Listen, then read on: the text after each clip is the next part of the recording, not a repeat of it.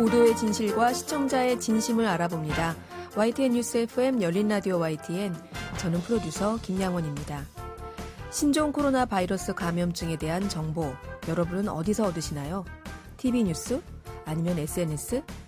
각 언론사들이 특보체제를 가동하고 이번 신종 코로나와 관련한 확진자 속보, 다양한 대책들, 정보들을 제공하고 있지만 아무래도 SNS나 유튜브 등을 통해서 손쉽게 정보를 얻게 되죠.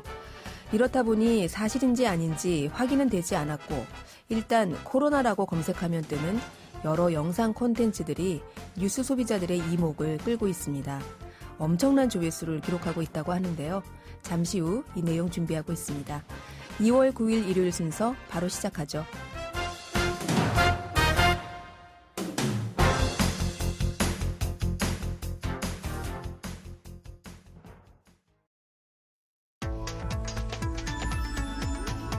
미디어가 전하는 이슈에 대한 다양한 분석과 팩트체크까지 바로 보고 뒤집어 보고 꼭꼭 씹어보기 위한 미디어 비평 프로그램 열린 라디오 YTN. 네, 오늘 뉴미디어 트렌드 함께해 주실 분이죠. 콘텐츠를 사랑하는 분입니다. 뉴아이디의 김조한 이사 나오셨습니다. 안녕하세요. 안녕하세요. 네, 콘텐츠를 사랑하는 분인데 이번 주에는 신종 코로나 때문에 사실 저희가 사랑할 만한 콘텐츠는 많이 없는 것 같아요. 안타까운 콘텐츠들이 많죠. 네. 자, 그래서 2주의 화제 영상은 아무래도 이 신종 코로나 바이러스 관련 영상들 좀 알아봐야 될 것 같은데요. 이 신종 코로나 관련 영상들이 많이 올라왔죠? 네. 지금 코로나라는 제목이 달린 콘텐츠들이 계속 올라오고 있고요. 네. 그다음에 폭발적인 조회수를 기록하고 있어요. 네. 중국 우한시에서 이번 신종 코로나 바이러스가 이제 처음 발병한 곳이잖아요. 네. 그러다 보니까 근데 중국 당국이 봉쇄 조치를 내린 또 첫 도시입니다. 네. 밖에서 쉽게 얻을 수 없다 보니까 들어가지도 나오지도 못하니까. 못하죠. 그래서 네. 유튜브나 이제 그쪽에 현지에 있는 웨이보나 이런 데도 영상들을 많이 올리고 있는데 네. 그 영상들이 빠르게 이제 유포되면서 네. 많은 조회수를 기록하고 있는 상황입니다. 보시면 백인 영어 강사 봉쇄된 우한에서 보낸 영상이 380만 회 정도 나왔고요. 오. 우한이라는 키워드로 이제 유령 도시가 된 우한에서 이런 키워드로 나온 것들로 200만 회 가까이든 나오고 있습니다. 네. 그러니까 우한에 있는 정보를 알고 싶은, 그래서 정말로 우리가 언론에서 발표하는 숫자가 맞는지, 네. 지금도 많은 숫자가 감염자들이 나오고 있잖아요. 네. 그런데도 혹시 더 심각한 건 아닌가 하는 의문점 때문에 사람들이 많이 검색하는 것 같아요. 네. 그래서 언론사에서도 신종 코로나 바이러스 영상들을 올리면 100만 회가 넘는 조회수를 많이 기록하고 있는 상황입니다. 그렇군요. 자, 관련해서 여러 가지 주장들이 지금 그 SNS상에 등장하고 있는데 예를 들자면 어떤 게 소개가 되고 있나요? 네, 먼저 소개해드릴 영상은 300만 조회수를 찍은 신세계 TV인데요. 네. 이 영상에서는 신종 코로나 바이러스 관련 실체를 다루는 영상이 소개되었습니다. 시작은 코로나 바이러스와 사스, 그 원난성 박쥐에서 시작이 되었다는 사실을 밝혀낸 스정리 교수의 이야기로 시작하는데요. 네. 스정리 교수는 우한 바이러스 연구소에서 근무를 하고 있다고 말하고 있습니다. 이 연구소는 지난 2003년 사스 사태 이후 전 세계 코로나 바이러스 연구를 주도하고 있는 곳이기도 하고요. 네. 신종 코로나 바이러스는 바로 이 연구소 인근에서 확산되기 시작했다는 말과 함께 이 영상이 시작됩니다. 이게 많이 이제 소문으로 나오던 부분들이죠. 네. 당초에는 우한의 수산물 시장에서 판매되는 야생동물이 이 신종 코로나 바이러스의 원인으로 지목되며 주의를 끌었는데 네. 전문가들은 우한 연구소에서 바이러스가 유출됐을 가능성을 높게 보고 있다는 얘기를 하고 있습니다. 자, 이 내용 일단은 이게 벌써 300만 조회수가 넘어선 영상. 예, 계속 올라오고 있죠. 예, 이라 저희가 일단 소개를 해드렸는데 이건 일단 팩트체크가 되지 않은 내용입니다, 여러분. 맞습니다. 네. 다만 유튜브 상에서 워낙 폭발적인 조회수를 갖고 있는 내용이어서 저희가 한번 소개를 해드렸고요. 이게 사실 그 신종 바이러스다 보니까 그 원인을 놓고 여러 가지 추측, 가설 이런 것들이 계속 나오고 있는 상황이고요. 또 한 가지 중국 정부가 통제하잖아요. 모든 정보를. 그렇죠. 얼마 전에 신종 코로나 바이러스에 대해서 처음으로 중국 정부 그 주변 의사들한테 경고를 했었던 리원량 의사. 네. 이분이 사망했다. 네, 네, 맞습니다. 결국 마스크도 쓰지 않은 채 이런 이 신종 코로나 바이러스에 걸린 환자들을 치료했었고 그러다 보니 본인도 그 병에 전염이 돼서 그 감염증으로 투병을 하다가 사망했다라는 그 기사가 나왔던데요. 아무래도 이렇게 정보가 통제되다 보니까 이런 가짜 뉴스, 허위 정보로 추측되는 여러 가지 내용들이 나오고 있는 게 아닌가라는 생각이 들거든요. 중국 정부에 대한 신뢰도나 뉴스에 대한 신뢰도가 높았다면 이런 가짜뉴스가 관심을 많이 끌진 않았을 것 같아요. 네. 오히려 사람들끼리 이런 뉴스 보지 말고 이걸 믿자라고 할 텐데 네. 지금 리원양 그 의사가 사망 후에 더욱더 중국 정부의 신뢰도가 떨어져 있는 상태고요. 네. 초기에는 사람과 사람이 절대 옮겨지지 않는다라고 밝혔는데 네. 치료를 하던 의사가 감염이 되고 그렇죠. 사망하는 사건까지 발생했기 때문에 지금 이런 영상들을 계속 나오게 되는 건 어쩔 수 없는 상황인 것 같습니다. 네. 이렇다 보니까 지금 가짜뉴스나 이런 허위 정보에 대한 대책을 각국 정부에서 내놓고 있죠. 네. 구글도 먼저 얘기를 했고요. 네. 신종 코로나 바이러스 관련된 컨텐츠를 광고 대상에서 배제한다고 얘기를 했습니다. 그 얘기는 네. 돈을 벌기 위해서 영상을 찍어서 네. 올리는 사람들에 대해서는 이제 수익화를 할 수 없게 하겠다는 얘기고요. 네. 그리고 이제 정부에서는 최근 한상혁 방송통신위원장은 인터넷 가짜 뉴스 심의와 관련해서 절차를 간소하고 신속하게 심의를 해서 바로바로 차단할 수 있게 하겠다고 네. 밝혔습니다. 네. 그렇군요. 잘한 것 같고요. 근데 이렇게 아무리 관심을 끌어서 조회수가 올라가더라도 이제는 이런 신종 코로나 관련 허위 정보, 조작된 콘텐츠들은 유튜브 자체에서 광고가 붙지 않도록 배제한다는 얘기니까 네, 이 점 아시고요. 제발 이런 가짜 뉴스는 좀 그만 유포하셨으면 합니다. 네, 자, 신종 코로나 얘기로 저희가 얘기가 길어졌는데 오늘 준비하신 내용이 이 구글의 유튜브 수익 발표예요. 처음으로 발표했어요. 아, 그동안은 발표 안 했다가요? 네, 구글 수익 전체로만 발표를 했었는데 네. 이번에 처음 발표해서 저도 보고 되게 놀랐습니다. 왜냐하면 생각보다 어떻게 보면 많다면 많고 네. 적다면 적은 수익이었기 때문에. 그게 무슨 말씀이세요? 많으면 많고 적으면 적은 거죠. 이게 원래는 저희가 한 20조 이상의 수익을 낼 거라고 생각을 했었는데. 예상을. 네. 네. 근데 지금 한 18조 원 정도로 밝혔고요. 네, 지난 3개월엔 광고 수익은 굉장히 컸습니다. 50억 달러. 그러니까 우리나라 돈으로 6조 정도. 네. 광고 수익을 유튜브에서만 창출했다고 얘기했습니다. 음. 구글은 모회사 알파벳의 4분기 실적 보고에서 처음으로 밝혔고요. 네. 네, 이게 공동 창업자인 레리 페이지와 세르게이 브린이 이제 물러나고 인도계인 선다르 피차이가 첫 번째 CEO가 되면서 네. 구글 CEO로 바뀌면서 발표한 자료에 포함되어 있는 거고요. 2006년에 한 2조 정도의 구매를 했어요. 유튜브라는 별도의 회사를 구글이. 2조에 샀어요. 네, 근데 지금 올해 수익만 18조 원 정도 된다고 보십니다. 156억 불이니까요. 일단 2019년 지난 한 해의 유튜브 광고 수익이 18조 원. 네. 네. 그리고 이번에 발표한 4분기, 네. 그러니까 2019년 4분기죠. 네. 4분기 석 달 동안의 광고 수익이 6조 원. 네. 그러면 전체 중에 지금 4분기 수익이 상당 부분을 차지하고 있는 거잖아요. 네. 그럼 이걸 추설해 봐서는 유튜브 광고 수익이 계속 늘고 있다라고 봐도 되나요? 성장률이 36% 정도 되고요. 네, 어마어마하죠. 네. 지금 그러니까 2017년 수익이 10조 정도 됐어요. 네. 근데 2019년이 이제 18조.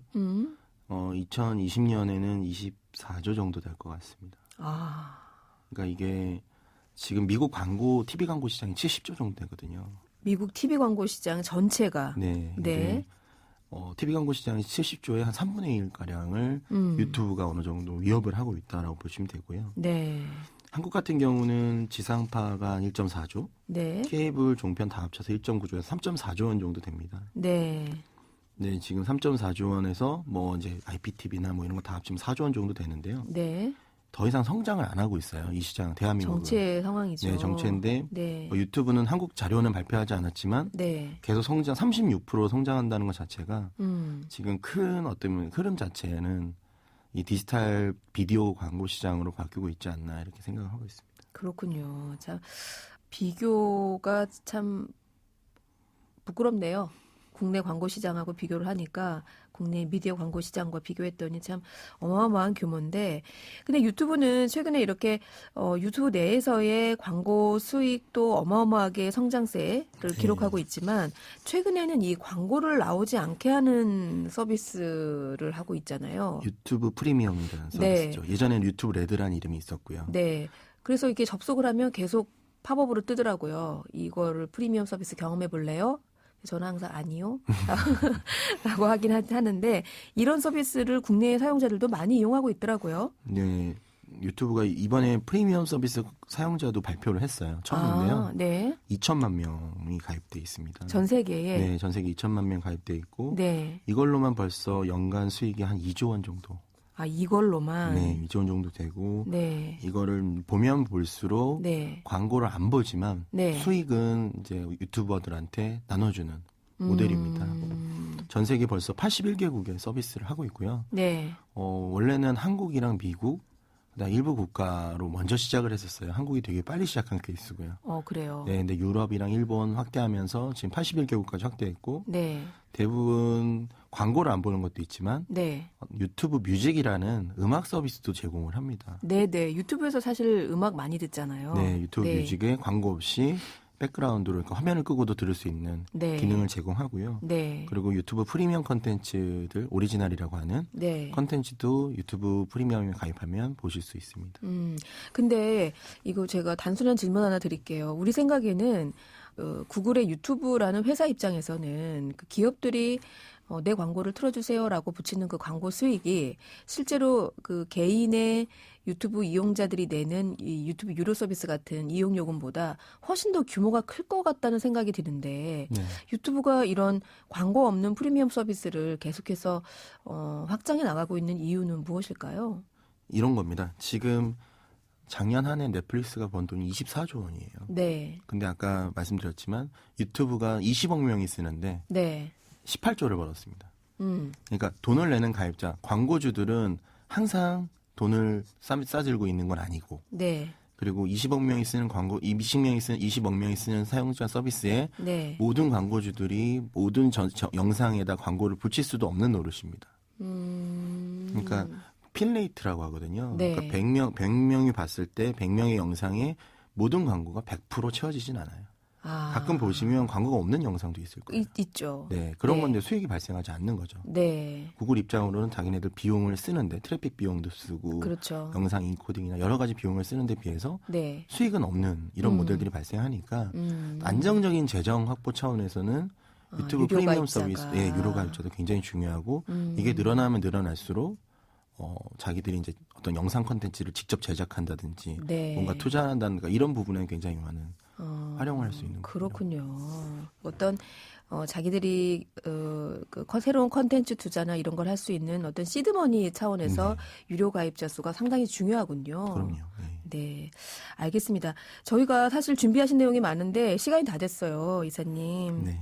네, 다음 주에 저희가 만날 때는 이 신종 코로나가 좀 사그라들어서 좀 새로운 내용으로 얘기를 더 나눌 수 있었으면 하고요. 오늘 말씀 잘 들었습니다. 네, 감사합니다. 네, 지금까지 뉴 아이디의 김조한 이사였습니다.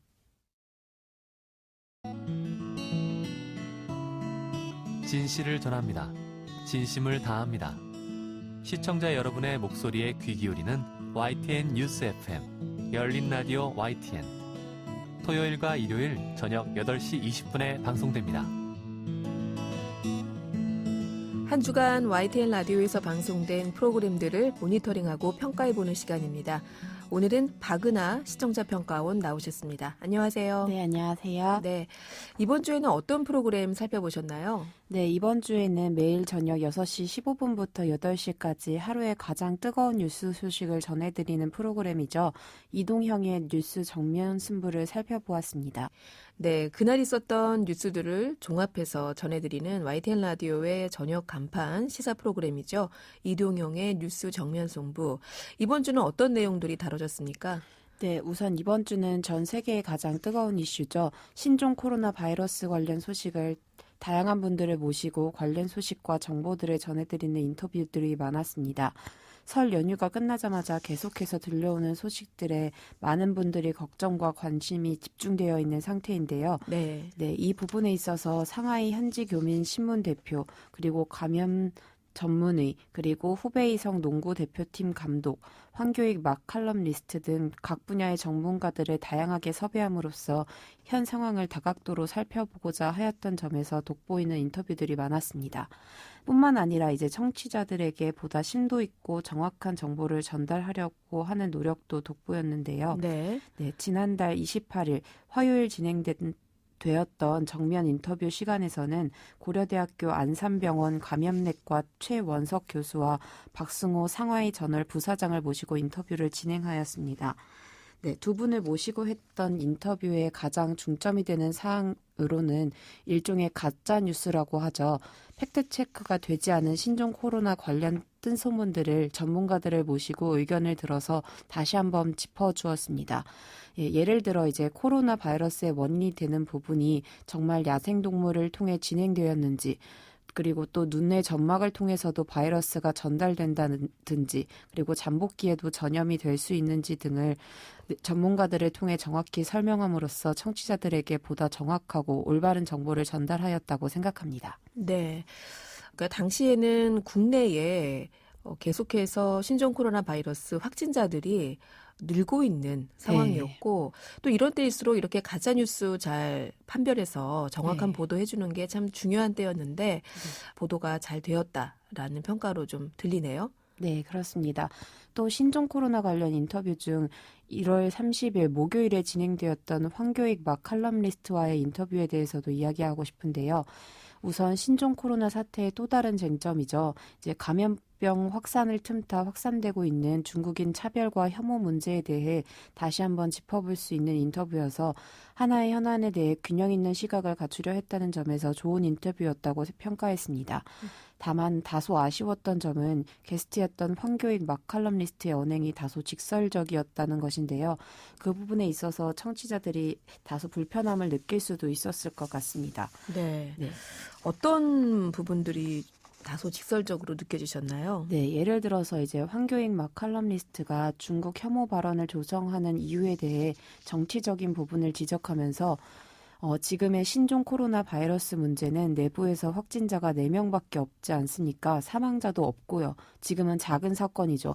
어떻게 보면 그런데 거기에 대한 불만은 어마어마한, 그리고 우리가 지금 핵폭탄 하나 떨어진 것 같은 그런 정도의 불안감을 조성해 놓고 있다며 일종의 정치인들이 총선용으로 이용하고 있는 것이라고밖에는 생각이 들지 않는다면서 다소 직설적인 발언들을 하면서 이 부분에 있어서 청취자들이 불편함을 느낄 수도 있었을 것 같다고 느꼈습니다. 네. 그 황교익 선생은 당시에 우리나라 확진자 수가 4명뿐인데 너무 상황을 침소봉대하는 것이 아니냐. 더욱이 정치적으로 이런 평가를 내리셨던 것 같은데 그런데 뭐 1월 30일이었어요. 근데 그때 당시에 중국 내 확진자 수가 이미 8,000명에 달했고 사망자 수도 뭐 200명 가까이로, 그래서 기하급수적으로 늘어나는 상황이었기 때문에 당시 우리나라뿐 아니라 전 세계 각국이 전세기를 투입해서 그 자국민 철수에 나섰던 좀 그런 긴박했던 상황이었습니다. 근데 그런 상황에 비춰봤을 때는 이런 황교익 칼럼니스트의 발언이 일부 청취자들한테는 좀 불편하게 느껴질 수도 있었다. 이런 지적이셨어요. 오늘은 이동영의 뉴스 정면 승부에 대해서 모니터링 평가를 들어봤는데요. 네, 오늘 지적해 주신 내용들 잘 반영해서 좀 더 나은 프로그램으로 제작하도록 하겠습니다. 오늘 말씀 잘 들었습니다. 네, 고맙습니다. 네, 지금까지 박은하 시청자 평가원이었습니다.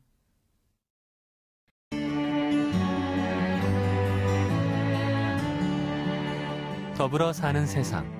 함께 살아가기 위한 공동체의 가치와 나눔의 의미를 생각해봅니다. 열린 라디오 YTN. 28년 만에 개정된 산업안전보건법이 올해부터 시행에 들어갔습니다. 지난 1월 16일부터 본격 시행됐는데요. 저희 프로그램에서 지난해에 이어 올해도 꾸준히 주목하고 있는 산재 예방 코너죠. 안전은 권리입니다. 오늘은 본격 시행에 들어간 개정 산안법에 대해 알아보는 시간 마련했습니다. 안전보건공단 고광재 교육홍보본부장 나와 계십니다. 안녕하세요. 네, 안녕하세요. 네. 위험에 외주와 화두를 던진 고 김용균 씨의 사망사고, 그리고 이를 계기로 한 대통령의 산재 사망사고 감소 의지까지 그 어느 때보다 산재 예방과 관련한 사회적 관심이 높았던 지난해였어요. 지난 한 해를 돌아보면 성과가 좀 있었나요? 예. 먼저 고 김용균님의 명복을 빕니다. 지난해 우리나라에서 산업재해 사망자 수는 855명으로 2019년보다 116명이 감소했습니다. 네. 사고 사망자 감소가 100명을 넘은 것은 1999년 사망 통계를 낸 이후 처음입니다. 아, 그렇군요. 그래서 올해는 산재 사고 사망자를 160명 더 줄여서 처음으로 산재 사망자 600명대 진입을 목표로 최선을 다하고 있습니다. 네.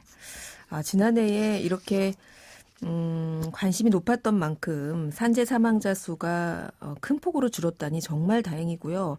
뭐 거의 20년 만에 사망 통계 이후에 이렇게 100명 이상이 사망자 수가 감소한 거는 처음이라고 하시니까 네, 저로서도 정말 반가운 소식입니다. 예. 자, 지난 1월 16일이죠. 이 개정된 산업안전보건법이 본격적으로 시행에 들어갔는데요.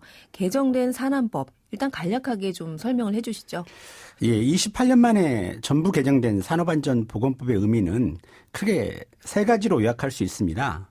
첫째는 노동자의 안전망이 확대되었습니다. 네. 예, 법의 보호 대상을 근로자에서 노무를 제공하는 자로 확대하였습니다. 두 번째로는 그 발주자의 권한을 가진 자의 예방 의무를 부과했습니다. 네. 쉽게 말하면 배달 등 중개하는 사업을 하는 사람들을 비롯해서 건설공사의 발주자, 그다음에 프랜차이즈의 가맹점 본부, 이런 대표이사들에게도 산업재해 예방을 위한 의무를 부과했다는 점입니다.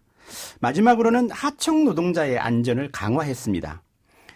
도급인이 책임 장소를 확대하고 처벌을 강화했습니다. 또 일부 유해 위험한 작업에 대해서는 도급을 원칙적으로 금지했습니다. 네. 개정산안법. 자, 보다 상세하게 좀 살펴볼 텐데요. 가장 큰 변화는 아무래도 산업안전보건법에서 보호하는 노동자의 대상이 확대된 것이죠. 네, 그렇습니다. 앞서 말씀드린 대로 법의 보호 대상이 근로자에서 노무를 제공하는 자로 확대되었습니다. 네. 또한 이제 근로 형태만 보면은 사용자에게 종속된 임금 노동자이지만 법적 신분은 자영업자인 사람들이 있습니다. 우리는 이 사람들을 특수 형태의 근로 종사자라고 이야기합니다. 일명 네. 특고 노동자라고 이야기하는데요. 네네. 이번 개정법에서는 이런 보험 설계사라든지 학습지 교사, 또 골프장 캐디, 대리운전기사, 건설기계 운전자 등 9개 직종을 새로 보호하게 되었습니다. 네. 또 이른바 이 4차 산업혁명이 노동시장에도 큰 변화를 가져왔는데요. 바로 플랫폼 노동자입니다. 이 산안법의 사각지대로 계속해서 지적이 돼 왔는데 이번 개정 산안법으로 보호를 받게 된 것이죠. 예, 그렇습니다.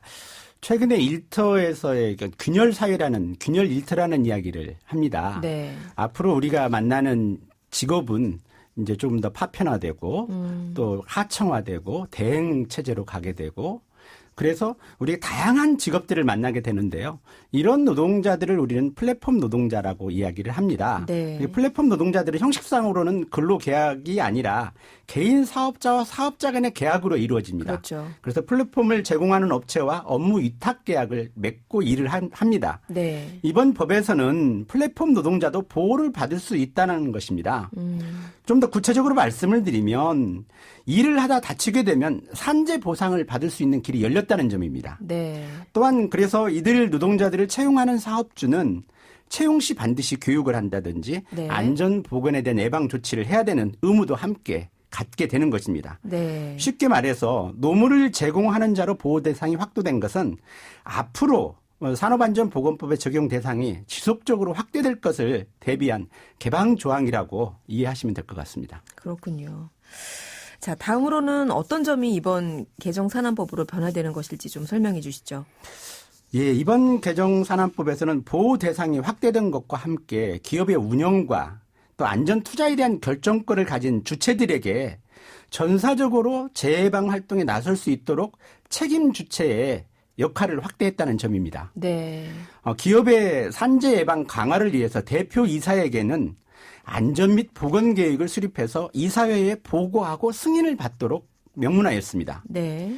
그다음에 총 공사 금액이 50억 이상인 건설 공사의 발주자에게 대해서는 공사의 계획 단계, 설계 단계, 시공 단계별로 안전보건 대장을 작성해서 비치하도록 했습니다. 네. 또 가맹점 수가 200개 이상인 프랜차이즈 가맹본부에 대해서는 가맹점의 안전보건에 대한 프로그램 교육을 연일에 실시하도록 하는 등 재해방해 조치 의무를 부과하였습니다. 그렇군요.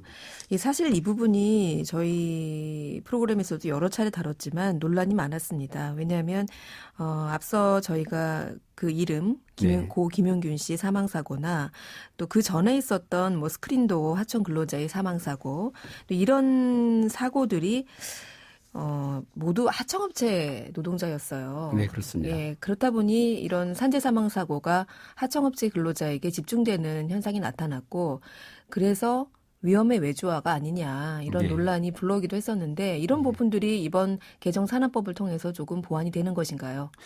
예, 보완이 됩니다. 위험이 하청의 하청으로 분절될수록 안전에 대한 책임도 파편화되고 흩어졌습니다. 네. 개정산안법에서는 원청 사업주 등 도급인의 책임을 강화했습니다.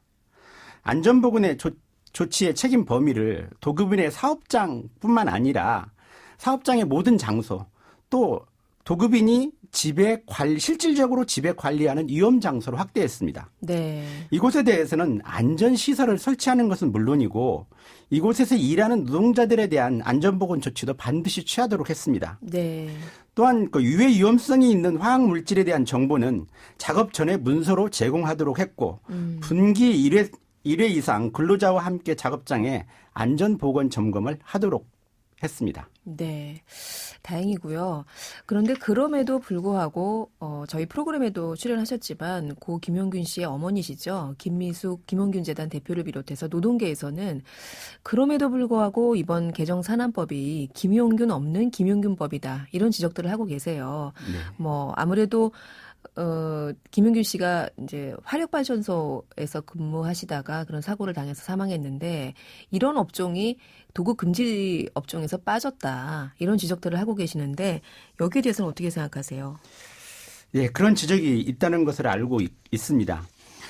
이런 이제 지적에 대해서 주요 내용은 하청 산재 사고에 대해서 근본적인 해결책을 위해서는 직접 고용을 확대해야 된다는 어떤 비판에 대한 목소리로 제가 이해를 하고 있고요. 네. 그래서 먼저 이제 석탄 화력발전소 특별조사위원회가 낸 권고안의 취지에 깊이 공감을 하고 있습니다. 네.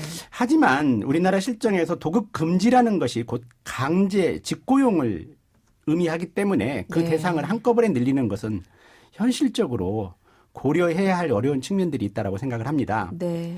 현재 그 개정된 산업안전보건법 내에서 도급 금지 조항은 외국에서도 그 입법례를 찾아보기가 어려울 정도로 강한 규정으로 지금 되어 있습니다.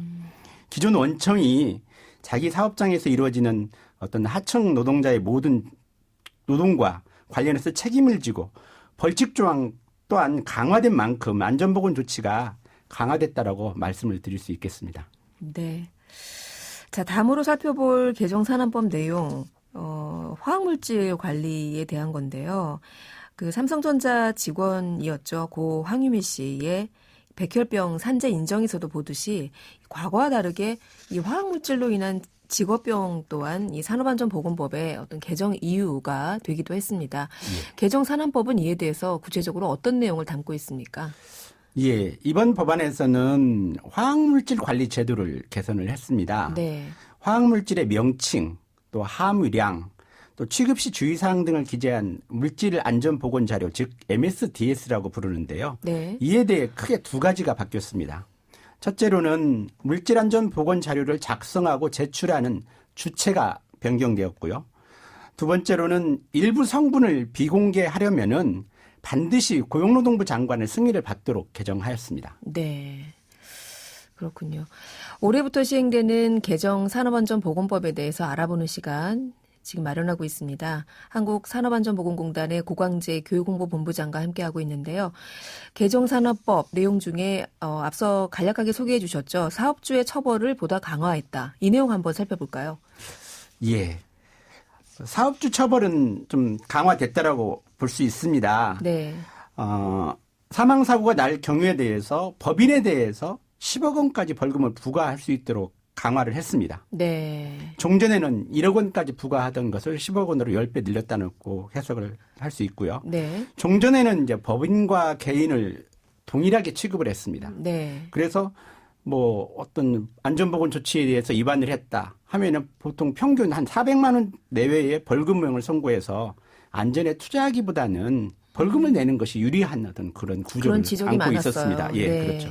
그래서 개정법에서는 법 위반 행위자인 개인과 법인을 분리해서 네. 보다 강화된 책임을 물을 수 있도록 했습니다.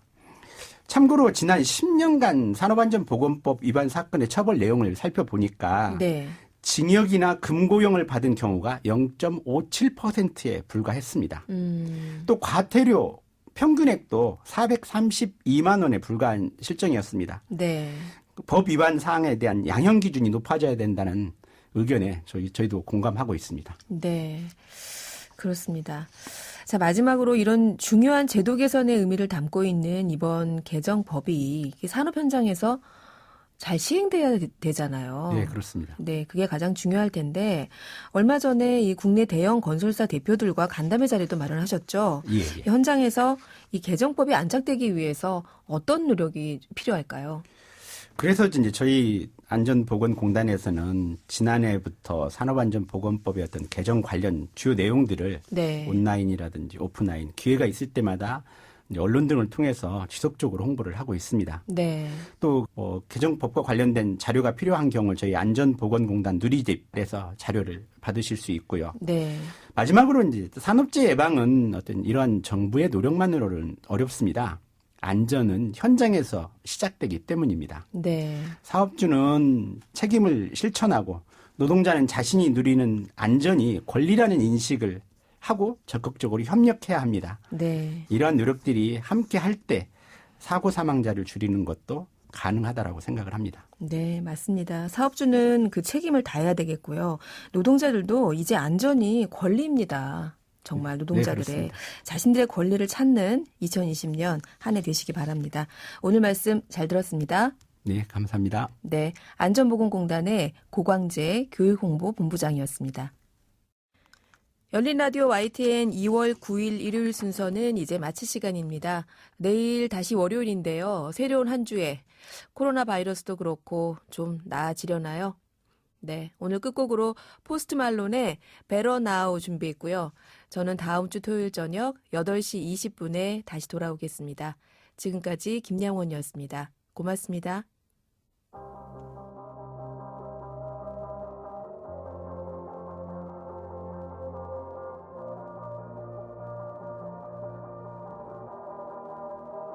You probably think that you are better now, better now. You